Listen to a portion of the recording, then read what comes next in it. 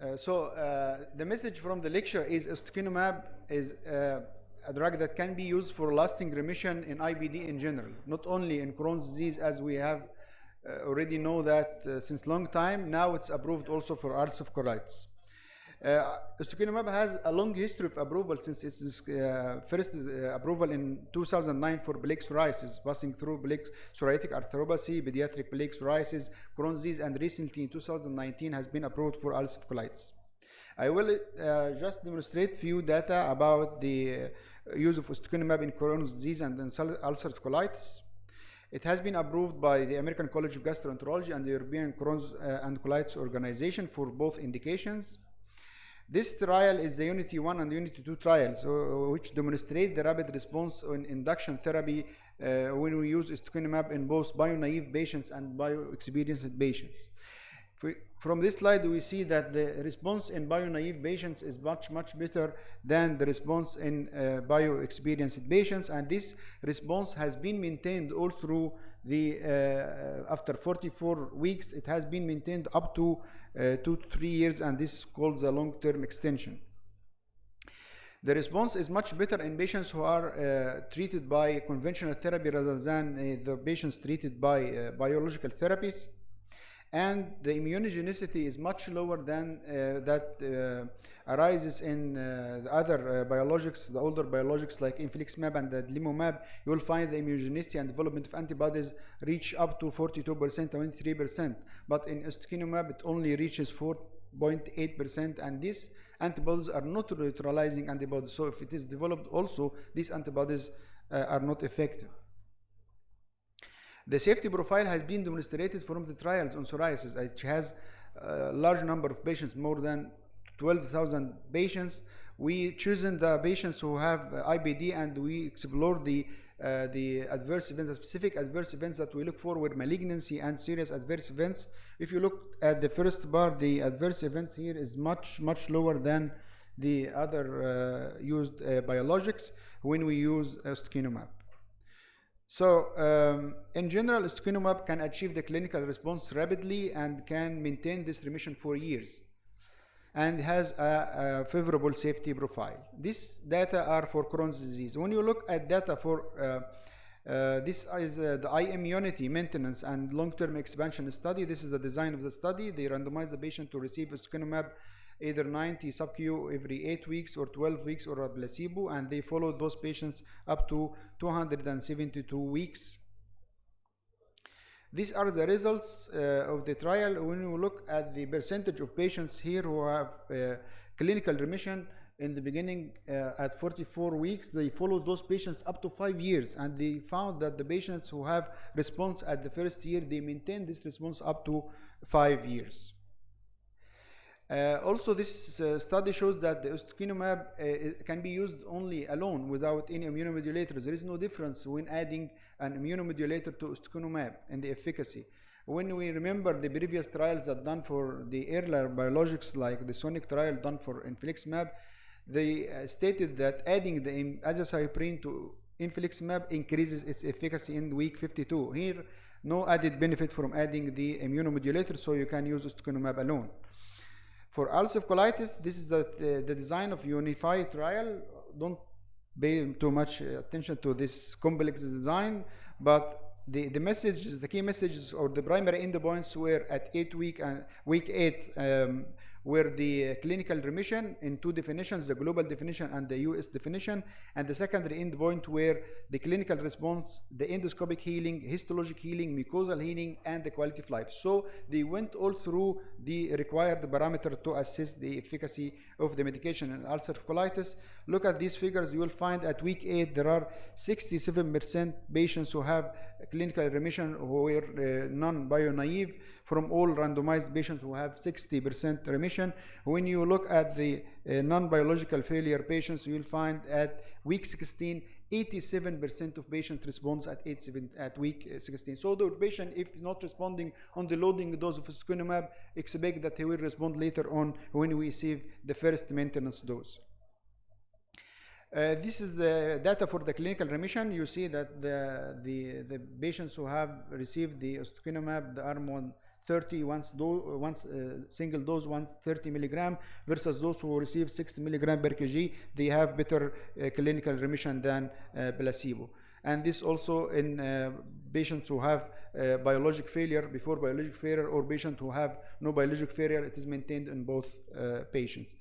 The mucosal healing and the histological healing together with the endoscopic healing is a new term or a new entity that has been studied in ustekinumab. So ustekinumab achieves both endpoints together.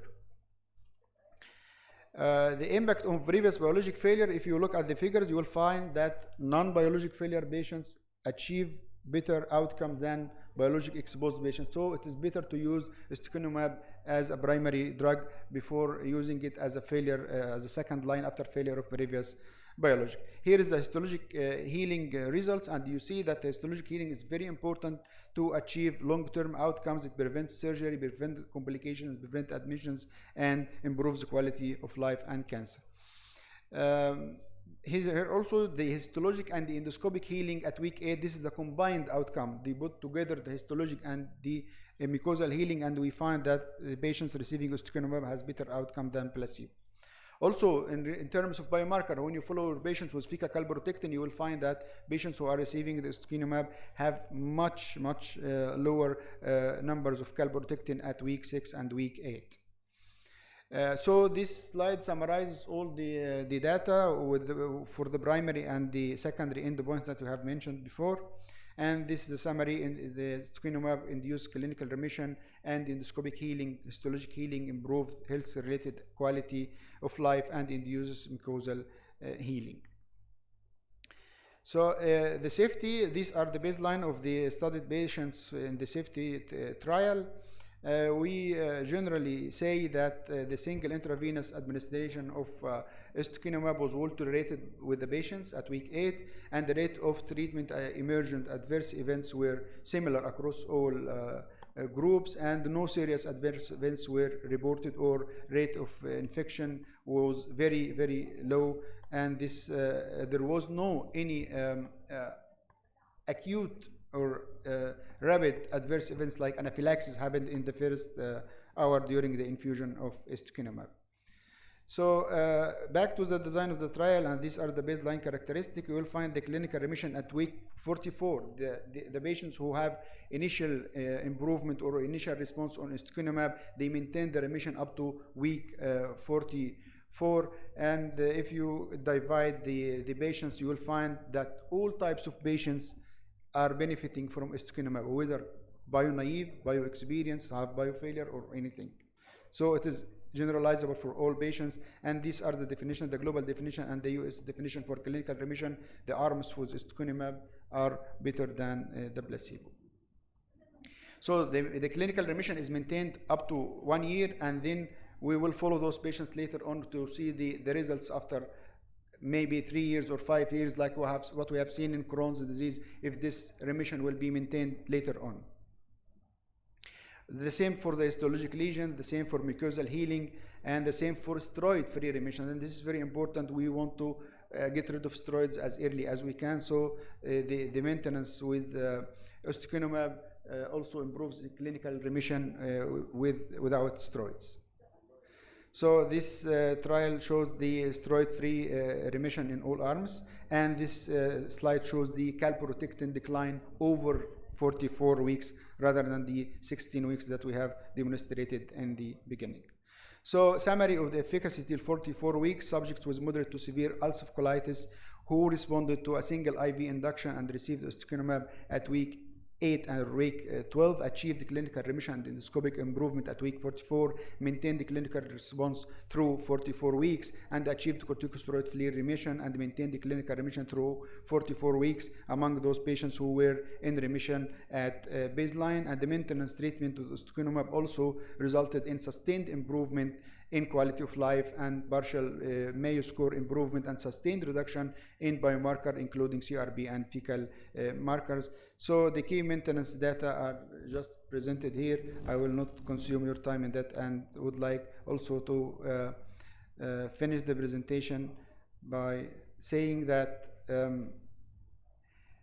safety after 1 year, decreased hypersensitivity reaction less than 1%, less than 1% malignancy rate, less than 2% serious infection, and less than 5% of patients developed antibodies on the long term. And I'd like to thank you very much.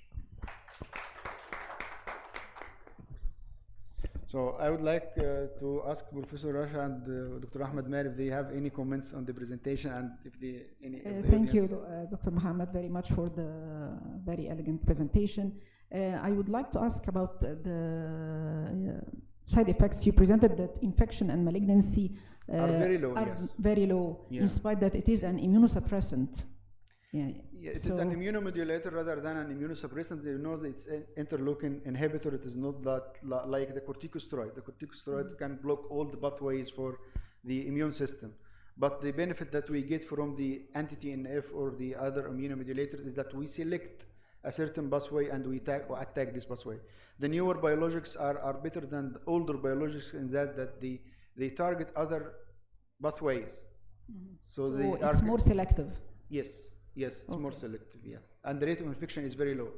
It's not like the previous ones, the infliximab and the adalimumab. Okay. And for how long you can put the patient on? This is a very good question. As long as the patient is receiving the medication, he is responding and he is maintained in his remission. Patients with predictors that they have severe disease, we don't usually stop treatment for them. But if the patient is maintaining his remission for a year or more, and he is not having predictors of severe disease, you can choose to stop the treatment for him, but make sure that you follow these patients, because 50% of them will relapse, and they will need again the treatment. Okay, but I mean, if there is severity predictors and you prefer to put the patient to continue. You don't have no recommendations of time limit?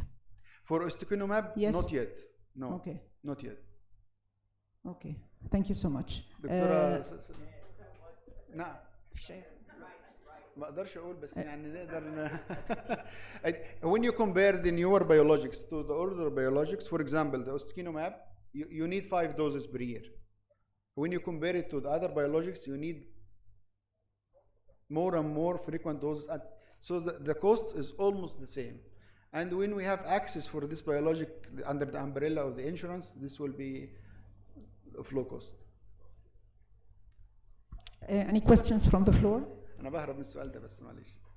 Okay. Thank you so much, Dr. Mohamed. Thank you very much. So thank you very much, Professor Rashid Rafai and Dr. Ahmed Maher. I would like to now invite Farco Symposium. Dr. عبد الحميد. يعني أنا بشكر يعني الشركة المنظمة وجامعة الأزهر قسم البطنة العامة، الأستاذ دكتور مجدي الدهشان ودكتور محمد